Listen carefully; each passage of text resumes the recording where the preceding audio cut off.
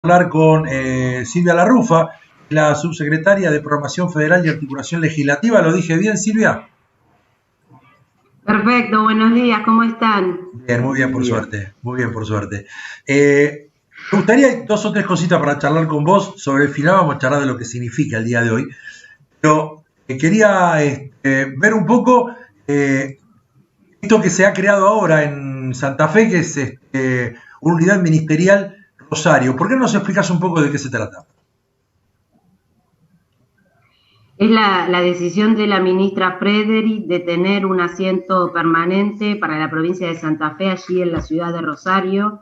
Entre 2 y 3 funcionarios del ministerio van a estar en esa ciudad. Yo voy a ir para la supervisión. Ya estuvimos esta semana con los aprontes, con el fin de, por un lado, profundizar todos los aspectos en materia de coordinación operativa, con el Ministerio de Seguridad de la provincia, y por el otro lado la gran apuesta es mejorar la calidad de la investigación criminal, eh, propendiendo a la articulación también entre la Justicia Federal y el Ministerio Público de la Acusación de Santa Fe, y mejorando las capacidades de investigación de nuestras fuerzas federales. Entendemos que hay un gran desafío en lo que hace la investigación de los delitos económicos y patrimoniales de las organizaciones criminales, así que creemos que una conducción más permanente en el territorio mejora la calidad de esa interacción, y que por eso vamos a mejorar la política pública en materia de seguridad en la provincia de Santa Fe. Bueno, Y esto la fue además pregunta. acompañado ayer, sí, No, yo me fue pregunto. acompañado ayer de un acuerdo firmado por el presidente Alberto Fernández y el gobernador Omar Perotti, de transferencia de 3.000 millones de pesos para la provincia de Santa Fe, que van a ser utilizados en equipamiento tecnológico, fundamentalmente centro de monitoreos, cámaras, lectores de patente, celulares con GPS para los miembros de la policía de la provincia, de forma tal de también mejorar el aspecto preventivo gracias a la utilización de tecnología moderna. Digamos que esto se ha instalado en Santa Fe tiene alguna razón en particular, porque analizando un poco el contexto nacional, el problema de la inseguridad es complicado en todas las provincias. Una vez levantada la cuarentena estricta, como que volvieron los mismos números que venían de hace años. ¿Cuál es el motivo de la decisión de que sea Santa Fe la provincia? En primer lugar, una demanda concreta del gobernador Perotti en relación a profundizar articulación con el gobierno federal. Santa Fe fue una de las 3 primeras provincias que se entrevistó con la ministra Frederick, y que llevó a que los primeros días de enero firmáramos un convenio para la creación del Consejo de Complementación en materia de seguridad, integrado por las 4 fuerzas, por el jefe, en este caso la jefa de la policía de Santa Fe, y funcionarios políticos de ambos ministerios.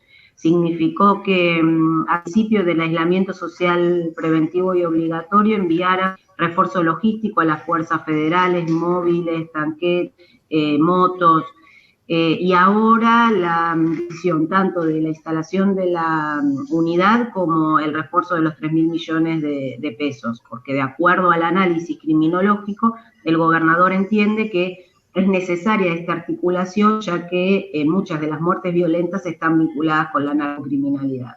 De cualquier manera, obviamente que tanto en el marco del Consejo de Seguridad Interior como a través de acuerdos bilaterales estamos acompañando a todas las provincias argentinas, porque aunque la seguridad sea un reclamo en todas las jurisdicciones, las realidades son diferentes, y en muchos casos efectivamente tienen más que nada lo que se denomina delito ordinario, el delito común, cuya responsabilidad casi exclusiva es del gobierno provincial, y aunque en todas, insisto, hacemos transferencias de tecnología como puede ser el 911, acompañamos a través de capacitaciones, damos asistencia técnica, en aquellas donde los delitos complejos u organizados están muy vinculados con el delito común, es todavía más necesaria esta articulación, como se ve, por ejemplo, en la frontera, que ahora la ministra está yendo este miércoles a la provincia de Formosa, a la ciudad de Clorinda, para fortalecer también nuestro despliegue en esa ciudad.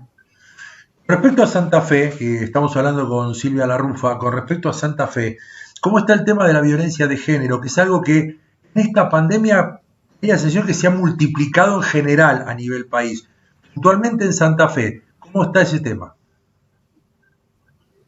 En eso, como vos decís en la pregunta, hay una visión nacional, es decir, que el hecho de haber tenido que permanecer aisladas puso a las mujeres en situaciones de mayor vulnerabilidad en relación a la violencia en el ámbito doméstico en todo el país, que fue registrado por los diferentes dispositivos estatales que hay de asistencia, fundamentalmente el 144, que aprovecho a decirle a las mujeres que escuchan tu programa, que es un número gratuito al que pueden recurrir en todo el país para recibir asistencia y asesoramiento, y allí se ve claramente un aumento de las denuncias, y en relación al principal expresión de la violencia contra las mujeres, que son los femicidios, vimos que a pesar del aislamiento la tendencia se mantuvo, y en este sentido Santa Fe no es una excepción. De hecho, el martes ocurrió un femicidio en una localidad que se llama San Jorge, de una piba militante feminista que fue a caminar por un lugar ya que suele hacerlo, y fue asesinada. Así que no podría decir que en la Argentina, en tal o cual lugar, las situaciones son más complejas. La verdad es que la violencia contra las mujeres nos atraviesa en todos los estratos sociales, en todas las provincias, porque es una construcción cultural que cuesta desarmar, y que gracias a la decisión política del presidente Alberto Fernández de crear el Ministerio de las Mujeres y de la perspectiva de género que tienen la mayoría de quienes integran el Gabinete Nacional, estamos avanzando hacia una mejor atención y hacia la prevención y en algún momento erradicación, obviamente definitiva, de la violencia por cuestiones de género, resaltando que Naciones Unidas reconoció que Argentina fue el país que tomó la mayor cantidad de medidas con perspectiva de género y de protección de las mujeres en el contexto de la emergencia sanitaria. Así que con todo lo que falta, entendemos que estamos en el rumbo correcto en materia de políticas de género. Aníbal. Buen día, Silvia. Quería consultarte, volviendo al tema puntual de Rosario como foco delictivo, ¿no? Algunos comerciantes que se han comunicado con me han dicho que realmente el suceso de violencia en Rosario no se detiene. Estamos permanentemente recibiendo informes de entre 2 o 3 personas ajusticiadas prácticamente por día. Se toman incluso represalias entre bandas, siempre alguno de los 3 es el que suma más muertos en el día, entonces por eso el número impar, digo, siempre uno termina matando al otro y el otro mata al otro, e incluso una de las personas que se comunicó conmigo me decía que la situación de conformidad está tan instalada desde el lado gubernamental como del lado mismo de los narcotraficantes, la situación del despliegue de la fuerza de seguridad siempre se ve impedida por acciones de gente que está vinculada con la dirección del gobierno. Entonces, que se ve comprometida de alguna forma y que se ve, entre comillas, ¿no?, apretada por las mismas vinculaciones que tiene. Este foco que siempre sigue como encendido y que es muy difícil apagar, ¿no?, como lo que estabas diciendo recién de la violencia de género, es una especie de vínculo muy complicado que se le produce al gobierno en este momento para poder acceder a un manejo mejor de la situación.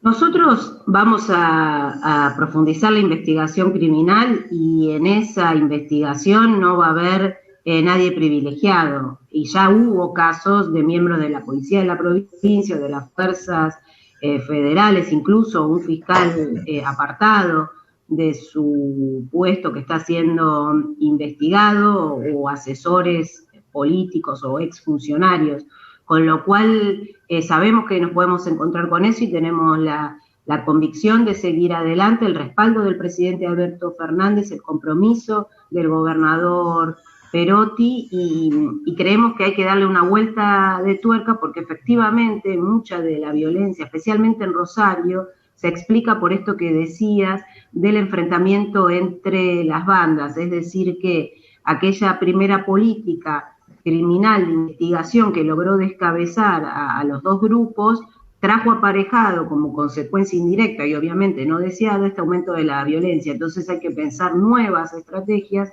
sin dejar de ver el costado de la investigación criminal, y creo que decía al principio, para nosotros el gran desafío es poder avanzar en las investigaciones que hacen al aspecto patrimonial y económico de estas organizaciones, porque lo único que buscan es ganancia económica.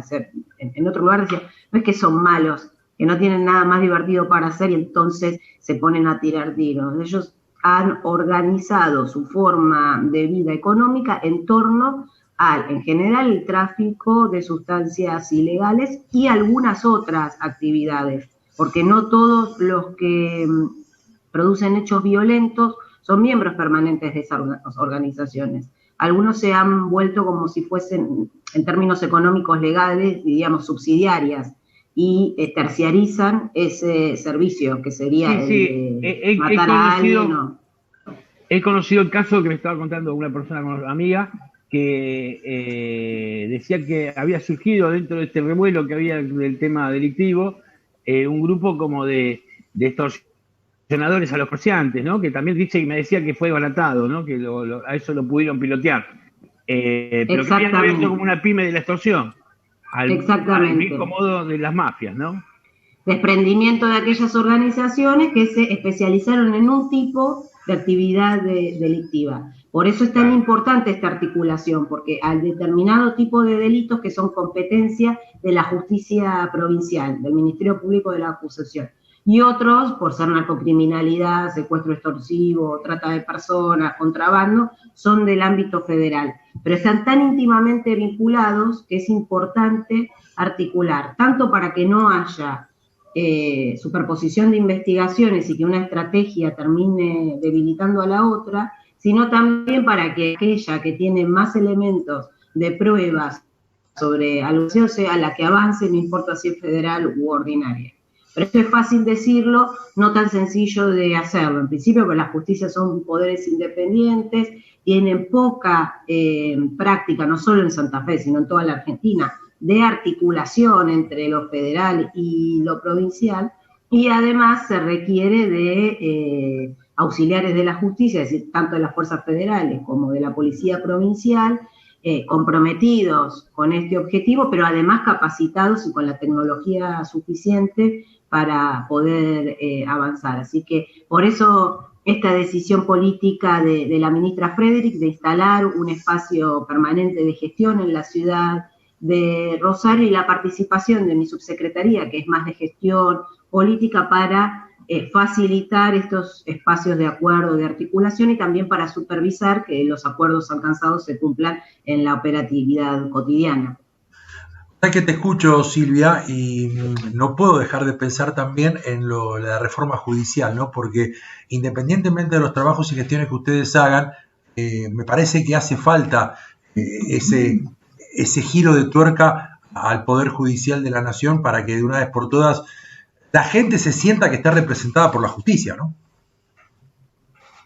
Sí, por supuesto, estamos muy entusiasmados y expectantes de que el sistema acusatorio se aplique en Santa Fe, en la justicia federal. Obviamente tampoco es una respuesta mágica, pero sabemos que es un sistema mucho más ágil, más eficaz que el sistema que actualmente tiene la justicia federal, y obviamente que ese proyecto que algunos medios denominaron de reforma judicial, pero que es de reorganización y fortalecimiento de la Justicia Federal sea aprobado definitivamente por la Cámara de Diputados y se concrete en la creación de nuevas fiscalías y juzgados, que es para todo el país, pero estamos hablando de Santa Fe y en particular de Rosario, porque tener más recursos humanos y logísticos a disposición siempre también genera mejores intervenciones.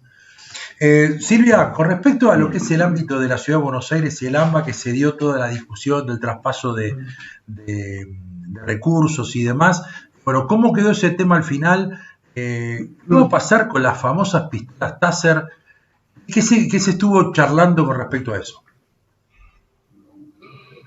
Bueno, en relación a la transferencia de recursos hacia la Ciudad de Buenos Aires, el proyecto enviado por el presidente Alberto Fernández al Congreso de ratificación del convenio firmado Mauricio Macri y Horacio Rodríguez Larreta el 5 de enero del 2016 y el acompañamiento de una suma específica de recursos para financiar ese convenio, obtuvo la media sanción en el Senado, así que ahora falta el debate en la Cámara de Diputados.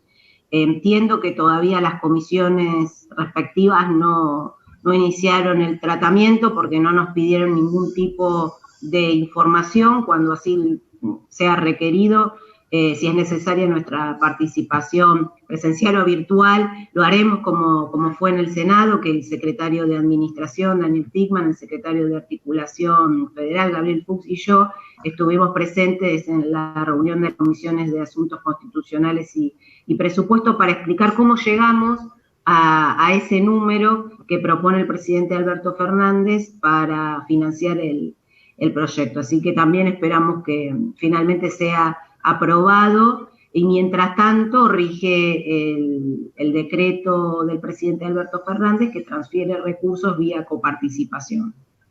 Y en relación a las Taser, me parece que la ministra fue bastante clara en relación a señalar dos cuestiones. Por un lado, que cómo se equipara, se uniforma, se instruye, se organiza una policía es competencia exclusiva de cada una de las provincias y de la ciudad de Buenos Aires.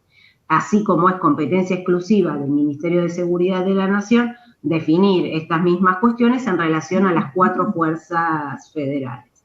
En ese sentido, cuando nosotros llegamos al gobierno, encontramos que la exministra Bullrich había iniciado una compra de 100 pistolas Taser que terminaron llegando a finales de febrero para los 80.000 funcionarios que tenemos en las 4 fuerzas policiales, con lo cual la ministra resolvió 2 cosas.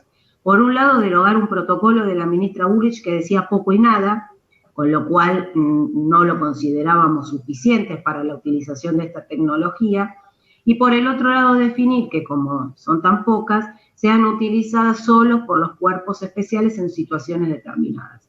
Porque las pistolas Taser son una tecnología menos letal que un arma de fuego, pero que sirven para determinadas situaciones. Y muchas veces, aunque tengan ese beneficio en esas situaciones, la relación costo-beneficio no termina siendo que sea el principal armamento utilizado por ninguna policía en el mundo. O sea, las usan, pero no es el principal. Entonces, a veces construir que usar las pistolas Taser sería el fin de la inseguridad es lo que a algunos nos molesta y que a veces cuesta explicarlo en los medios de comunicación. Ahora, el resto es una buena propaganda para la marca, nada más. Exactamente. Es un eslogan. Exactamente. Así que ahora cada provincia puede decidir utilizarla o no utilizarla. Está en manos, en el caso de la ciudad, del ministro Santilli, definir si van o no van a comprar Taser. En alguna entrevista además dijo, todos los policías no la van a tener, porque es carísimo, sería imposible y no tiene sentido esa inversión para el tipo de delito y de intervenciones que hace la policía de la ciudad. También el ministro Berni tendrá que definir si le sirve para el tipo de criminalidad que tiene y cuántas puede comprar y para qué es, especialmente geográficos, ¿no? En la seguridad rural no va a tener Taser. Claro. La seguridad vial no va a tener Taser. Entonces, bueno, Esas son decisiones de cada una de las jurisdicciones. En lo que compete a nosotros, como ya les dice, están en disposición de los cuerpos especiales de las 4 fuerzas de seguridad. Bien, Silvia. Buenas tardes, Silvia. Te puedo hacer una pregunta de Jorge desde Madrid. ¿Qué tal, Jorge? Que acá las taxers ya las conocemos bastantes. ¿Qué costo puede llegar a tener un arma de estas, una taxer o cualquier otra de electricidad allá en Buenos Aires? ¿Qué costo puede llegar a tener? Creo que alrededor de $1.000. Y sé que las recargas además son caras, no te sé decir el precio, porque eso también hay que tenerlo en cuenta, no solo la adquisición del arma, sino lo que implica después. Entonces, eso es lo que siempre hay que considerar. Por eso creo que, a pesar de la discusión ideológica que en algún momento se dio, al final ninguna jurisdicción termina adquiriendo. Y el gobierno anterior, que decía que era una herramienta maravillosa, compró solo 90.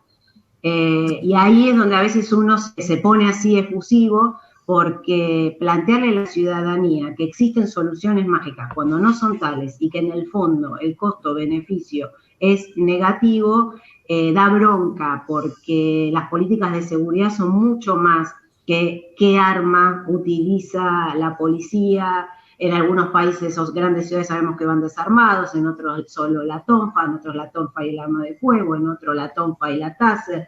Y además, para las grandes ciudades, la taser algunas funciones tienen, en otros espacios, una ciudad chica. Entonces, a mí eso a veces es lo que pero a veces es difícil explicarlo. No es que uno está en contra de, pero ¿tiene sentido esa inversión pública para algo que las fuerzas federales muy probablemente utilicen muy poco? Bien. Bien, Silvia, agradeciéndote desde ya la charla con nosotros, me gustaría una pequeña reflexión sobre lo que es hoy, este 17 de octubre, que no es uno más, ¿no? Porque es el número 75 de lo que es, digamos, la piedra basal de, me parece a mí, el movimiento popular más importante del mundo.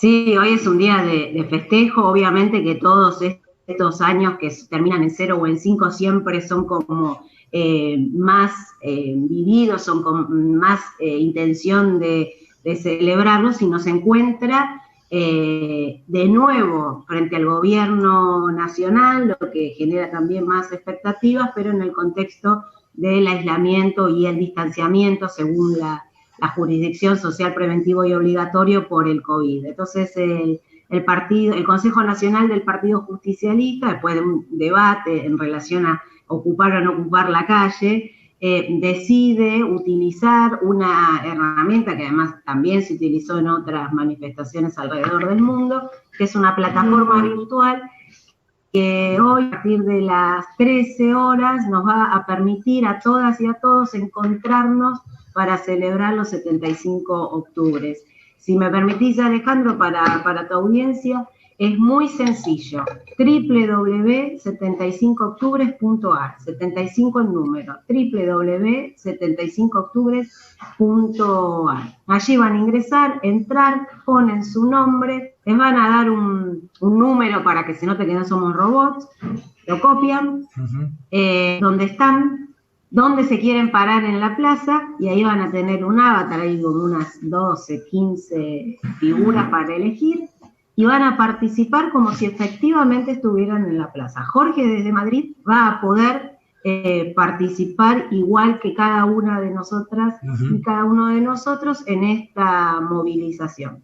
Va a haber actos culturales como en todo evento peronista de festejo y conmemoración. Vamos a volver a escuchar al general Perón en su discurso del 17 de octubre del 45, y después, bueno, desde la CGT va a hablar el presidente de la Nación, y después vamos a invitarlos a que levantemos todos el volumen y cantemos desde todo el mundo la marcha peronista para reivindicar este sentimiento que unifica, como diría el general Perón. Hay muchos que no lo saben, pero todos somos peronistas, y poder además brindar nuestro apoyo a un gobierno nacional y popular que lleva apenas unos días más de 10 meses, con 7 meses de pandemia, habiendo recibido un gobierno altamente endeudado, con pocas reservas, con altos niveles de pobreza, y está poniendo todo el esfuerzo para garantizar una patria justa, libre y soberana.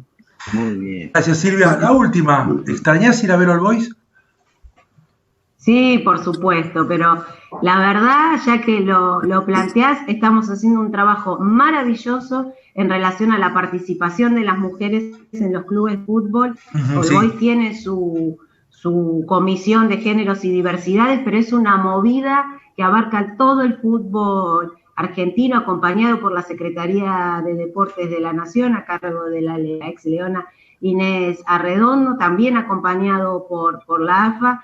Así que aunque extrañemos ir a la cancha, y además con las acciones solidarias que la mayoría de los clubes han realizado en esta etapa de pandemia, estuvimos cerca de nuestra segunda pasión después del peronismo, que es ir a ver algo.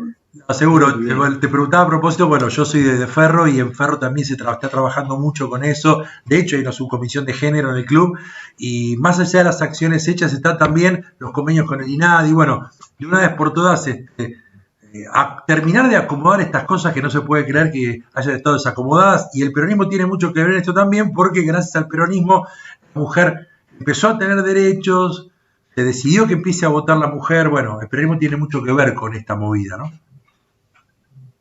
Exactamente, y también es muy interesante, ahora que me recordaste que sos hincha de Ferro, que esta pandemia permitió acercar aquellas rivalidades que parecen históricas y que muchas veces impedían que acciones solidarias se realizaran en conjunto.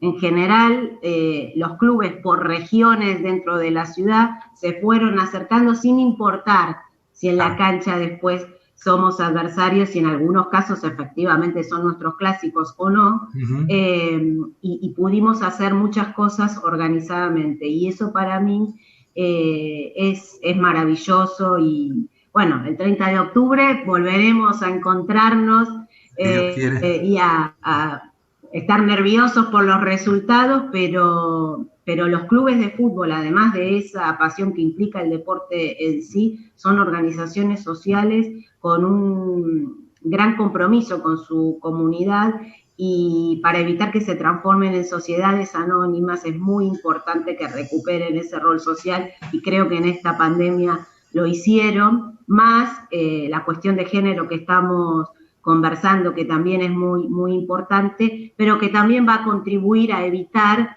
que el deporte se vuelva un comercio. Aunque genere ganancias en muchos aspectos, en el fondo es una actividad social y recreativa que trae muchos beneficios a la sociedad y que no puede ser dejada al funcionamiento del mercado. Ahí está un poco el tema. Voy a meter mi bocadillo. Dale. Voy a meter mi bocadillo, y esto no lo tenía. Yo jugué en All Boys 7 meses. Pero qué bien, ¿en qué año? ¿En qué año? 76, 77. Muy bien. Fuimos varios si sos de la zona, jugábamos siempre en la Plaza San Pedro. Claro. Jugábamos ahí en la Plaza San Pedro, ahí en Bermúdez. Sí, y empezamos a jugar y creo, si no me equivoco, si la memoria no me falla, Ale, no sé si vos te acordás de Débole. Sí, Alejandro Débole. Sí. Alejandro Débole. Él también estaba en ese grupito que fuimos a All Boys, y estuvimos jugando 6 meses. Después mi padre me sacó de ahí para llevarme a Deportivo Español, que me quedaba muy mal de...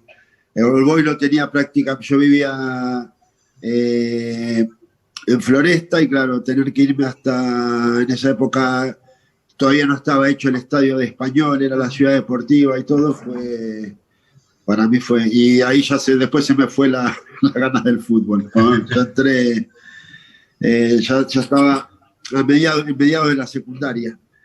Pero hermoso club, All Boys. Sí, un gran club de barrio.